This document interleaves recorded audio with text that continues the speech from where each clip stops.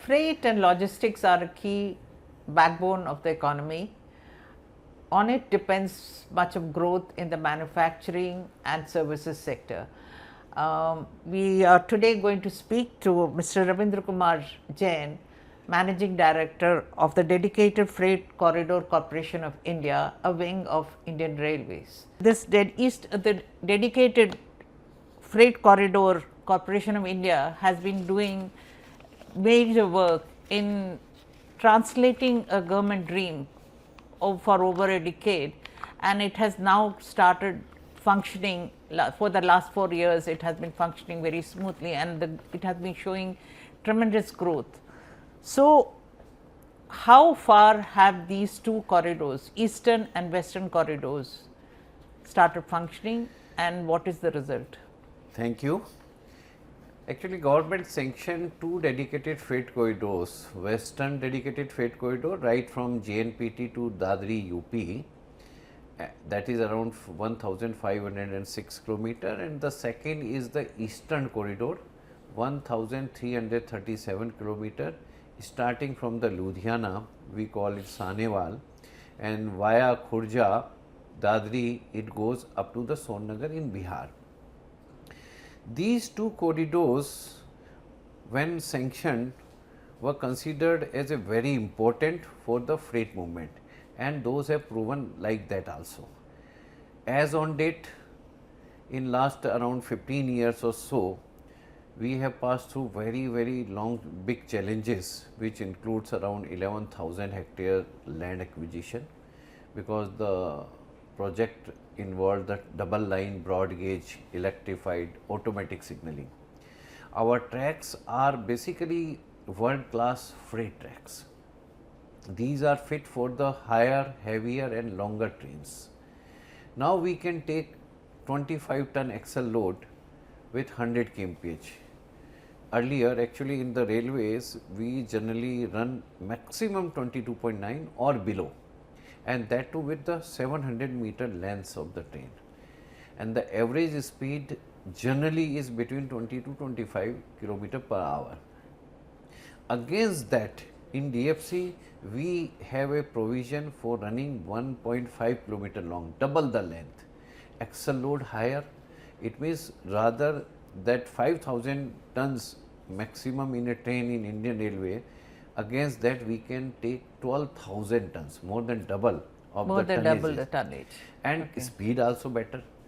So, basically the higher, heavier, longer, and in higher point of view, we have made a provision of the double stake container, one container above the another on the western dedicated freight corridor, so that the freight that the container evacuation from the port to the hinterland become the faster. So, basically these projects started with that particular aim, and we are very happy to say that we have almost fulfilled that particular dream. Today, entire EDFC of 1337 kilometer right from Sonnagar to Ludhiana stands completed. Similarly, the western dedicated freight corridor right from Dadri to short of the JNPT, out of the 1506 kilometer, 1404 kilometer has been completed, around 93%. So, overall 96.4% of the DFC is complete. And this is not just completion of a project. On these tracks, we are running the trains also. On EDFC, more than 100 trains in up direction, similarly more than 100 trains in the down directions. So, on EDFC, by totaling up and down more than 200, it is generally 200 to 220 trains, 225 trains per day we are running.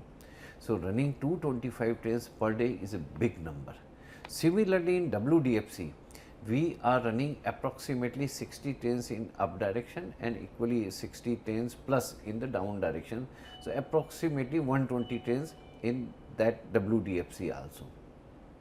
And here in both WDFC and EDFC, in time to come, these trains in number will further increase. In other statistical term, we say DFC is approximately only 4% of the Indian Railways track. Okay. But today, freight point of view, in terms of the gross tonnage kilometer, we are taking around 10% plus of the Indian Railways freight. So, it is a big achievement. It's a bit. And we would further improve it in time to come, because it is, these are the nascent years only. So, what is the business development plans of further growth and also taking away the freight from the passenger lines? Actually, we all know that the railway is the most energy efficient mode of transportation. It is enviro friendly also. So, for any developing country or developed country to have a sustainable development, especially for the logistics, they have to more rely on the rail transport so far as the surface transport is concerned. In US or other countries which are developed countries or European major countries, the share of the rail freight transport is around 40% and above also. But in India, we started around with 85 or so percentage at the time of independence, but slowly our modal share reduced. As on date, it is somewhere around 28-29% maybe, or even slightly lesser or higher. So, this reduction means that the growth is being taken over by the roads. There is a big expansion in the national highways and other arteries of the roads, but that is not a so good a sign. Yes, those need to be developed, but as a mainstream bulk transportation and other related transportation, what I have pointed out, enviro friendly, sustainable development, energy efficient, the railway has to be encouraged. Our national rail policy plan has also said if we should try to touch 40% of the rail transportation. So, for that purpose, dedicated freight corridor is a reason for creation. For that, just the construction of DFC is not sufficient. We are working in two ways. First, transferring of the existing goods train from the existing railway tracks to the DFC tracks, and in turn it is creating a space on the existing railway lines, which are now available for running more the passenger trains, number one. Number two, we are working on creating our own loadings. We are contributing so that the rail model share improves, and how we are planning is the mainly three ways. Number one, each of our station is being developed as a perfect goods shed under Gati Shakti Cargo Terminal, Prime Minister Gati Shakti Cargo Terminal policy. Each station is being bid out to the private operator, they develop it and they add basically facilities in that particular goods shed, and it helps for both of us in getting the transportation and the additional business. Number two is the development of the private freight terminals. So, wherever the logistic companies or any other group is available who can develop a private freight siding or terminal and get we provide them a facility for getting connected to the DFC, that is called PFT. So, we are also providing on the PFTs, and we are also working on multimodal logistic parks. That is where we can have an integrated working for the transportation with the road, rails. We can have their warehousing facility, further value addition facilities. So, and anyway, these all three are not just the words to say, we have already taken action on them. We have already developed 5 GCT1, that is called the goods shed station at New Rewari Junction, New Bhavpur. Those are very good operational at 3 or more locations. Those are going to become operational very fast. At 5 locations, PFTs are getting developed. First multimodal logistic park with the help of the state of Haryana is likely to come near Dabla, that is around 50 km from Rewari. Nangal Chaudhary is the name of that station, is coming up. Another multimodal logistic park is likely to come up in this year or maybe in early quarter of the next year at New Kanpur. So, on all the three models we are continuously working. This will improve our rail model share. That's so. How much of private investments are you hoping to attract in your thing, your projects, various hubs and train lines that you are thinking Yes, of? it is going to be very sufficiently high. Actually, last year also we approximately, that is a very beginning year, we could bring in around more than 1000 crore of the private investment. This year also it will be exceeding double of this one or more than that one. But we are very much hopeful that with this model of multimodal logistic park, here the investment level is huge. It is around 1000 crore or so. So, we want to focus on the multimodal logistic parks on the priority, and all those Gati Shakti stations we get a private investment around 10 to 50 crores. That is also pretty good, and we have got 100 station or so. And third model, the PFT, the investment level is around 400 to 500 crore. So, we are pretty sure that this financial year we may have private investment may be touching between 1000 to 2000 crores, and in years to come it will get further improved. Are you thinking in terms of allowing private trains also to run in these on your freight corridors, or is that something which is still on the drawing? Actually, Ministry of Railway already permits through the wagon leasing or owning your own wagons in different categories. So, through that any logistic company can come and they can bring their wagons loaded and they can pass through our tracks also. So, firstly that one, and secondly if they want to operate on a as an operator also, in the time to come Ministry of Railway may consider on that particular lines also. Has your freight corridors helped to reduce the logistic costs and transit time of goods? Yes, second part I will cover first. Actually, you see from Sonnagar to Dadri approximately 900 kilometers is there. Earlier the coal train, loaded coal train used to take around 35 to 40 hours. Now these trains are taking around 15 to 20 hours only. So, we are saving around 15 hours or so. That is a big saving in one direction. Similarly, when they return empty, again 15-20 hours are saved. So, the wagon turnaround for the coals have improved. That has made the rake availability for the coal loading more easily there in the field. So, that is the one thing. Secondly, on the western corridor, the containers which are coming from the Kandla port, Adani port or Pipavav port or other ports, Hajira and others, they are coming to the DFC at different locations, maybe Palanpur, Mehsana or Sanand, etc. They join DFC, and from say Palanpur, it used to take around 30 hours to reach up to Rewari. Now, they reach in 12 hours only. So, reduction in the trip time is very, very significant. It has improved turnaround, improved the productivity also. Secondly, the reduction in the logistic cost. Actually, we always consider that reduction in logistic cost means that we should reduce the tariff. It is not directly and always there. You take an example of a powerhouse, especially in the northern belt of the India.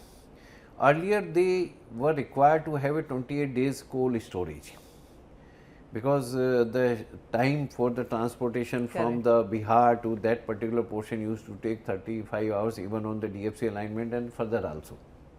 Now, that has reduced and reliability has improved. That is also very important. Now, they get reliable supply also. So, they have reduced their critical storage from 28 days to 15 days. So, this reduction of the critical storage means saving of 150 to 300 crores. Number one. Number two, their transit losses are reduced and the quality of the coal is also maintained, otherwise in 5 days the quality also deteriorate in between. So, in that sense the powerhouses are gaining a lot. It means that they are reducing their cost of production, though they are passing on it to the customer or not, that is a different thing, but indirectly logistic cost is getting reduced.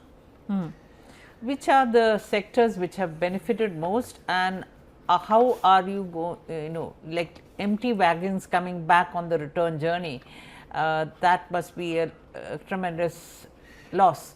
So, how are you augmenting to reduce those losses? The sectors which have been benefited, number one is obviously the coal sector. And you can also see from the fact that Coal India has improved its production by 10% or so. They used to be around 600-700 million tons. Now they are touching maybe 1 billion in time to come very soon. And their production has to be taken care by the railways only. So this is possible only through the better turnaround and through the DFC. So first sector which got best benefits out of the DFC is the coal sector. Then also the cement and fertilizer, and also the food grain movement from Punjab side or north side to the eastern side. The very fast movement of the food grain is now possible. From WDFC, that is the Western Freight Corridor, the best benefit is to the export import sector. The containers which are getting unloaded at the ports are getting fast evacuation, because we can run, number one, double the length of the train and with the double stick.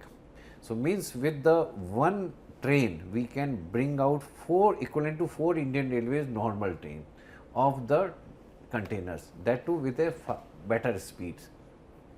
So the evacuation of the container in a faster manner is now going to improve our export import traffic also. So these are the direct benefits from the DFC which the industries will get. Now, I was talking about also about the turnaround. When you turn around, you bring back empty wagons. Yes. Are you providing any incentive for use of those wagons so that you don't suffer any loss and that capacity is utilized? No, actually the rolling stock belongs to the Indian Railway. Our role is to provide the asset and to move the rolling stock through our route as a fastest move. So the moment the empty rake is handed over to us from the power plant to our section, we immediately hand it over at the other end. That is our role basically. So to that extent only we are working. Whatsoever rake is given from this side, loaded is given, we hand it over on the other side, and finally the origin and destination mostly is with the Indian Railway, and we are working equivalent to the national highway with a faster route, better availability of the track, and our reliability is much better. And actually what we call it, that we can schedule the train also. You can say if the train has entered in our jurisdiction, say at Sonnagar, we can right now predict what time it will reach at Dadri, like a passenger train. So there is no delay at any quarter. Yes, if there is some speed restriction, there is anything, we predict it in our own timetable. Okay. Yes, this train today will reach from here to here. So the customer is getting, number one, tracking also they are getting, and number two, they know the time by which their rake will reach. So how are you reducing, will it help to reduce accidents on the railway track because of goods train being left shunted somewhere, and how are you looking at the environment and other aspects, safety aspects? Firstly, the basically dedicated freight corridor is segregating the passenger traffic one side and the freight on our track. And this segregation is very important because the trains with a similar speed, that is the freight trains, which are generally slow running trains, run on the DFC route. Faster running trains, which are the passenger trains 130 kmph, 110 kmph, they run on the Indian Railways route. If we run the slow moving train and the fast moving train on the same track, it will affect both the type of the trains. Correct. It is like on national highway, if we permit the tractor and the Mercedes, Correct, then both will suffer. So here the segregation is benefiting both the passenger route and the DFC route, number one. Number two, the efficiency is improving, what I have pointed out through the turnaround, which in turn is improving fuel efficiency, crew utilization.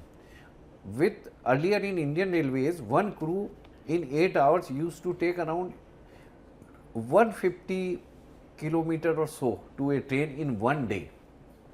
In our case, the one crew is taking around 450 to 500 kilometers per day. That's tremendous. So, the crew utilization and loco utilization, what we call as a fuel utilization, has much improved here. And that has improved the environment also, because our is 100% electrified. How has DFC project aligned with the key government initiatives as such as Make in India, Startup India, and what specific benefits are you observing? Actually, we have also tried in the DFC that whatsoever inputs or the resources are deployed are through the Make in India. So, the investment of 1,24,000 crores, not all, because the project started somewhere in 2000, basically conceived in 2008, but the tenders were started in 2000, say 12, 13 or so. At that time there was no Make in India, but later yes, we have made it more or less mandatory that all things have to be through the Make in India. So, number one, we are also proliferating the same one as a part of Atmanirbhar Bharat, and wherever we have brought anything from out of India, that also we are working hard for developing the internal developer for that one. So far as new startups are concerned, we are continuously working for such companies and the institutions. Recently, we have done a very wonderful job with the help of the Indian Institute of the Sciences. We have developed a particular facility, what we call machine vision inspection system for the rolling stock. We have installed, actually the rolling stock is basically most ignored so far as the maintenance is concerned as compared to the coaching. Yeah. So, we have installed a special facility, camera fitted along the track and enabled with a software and AI. So, they take the picture at 100 kmph and at that speed through their software enabled with the AI, they immediately generate alert if there is any fault in the wagon. Oh, okay. So, that is a startup which we have worked with the IISC.